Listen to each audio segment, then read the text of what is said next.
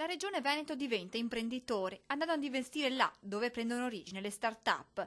Lo fa attraverso la sua finanziaria Veneto Sviluppo e puntando sulla maggiore incubatrice di innovazioni e tecnologie, H-Farm. Un'impresa innovativa è l'efficacia dell'azione amministrativa e la volontà di aver dimostrato che dalle promesse siamo passati ai fatti. Si dice sempre sostenere imprese innovative, oggi c'è, Veneto Sviluppo c'è come finanziaria regionale e siamo l'unica regione che fa queste cose. Veneto Sviluppo negli anni ha cambiato la sua tipologia di interventi, andando ad investire nei capitali di piccole e medie imprese. Ora però la sua strategia si sviluppa ulteriormente, investendo dove le aziende nascono e crescono.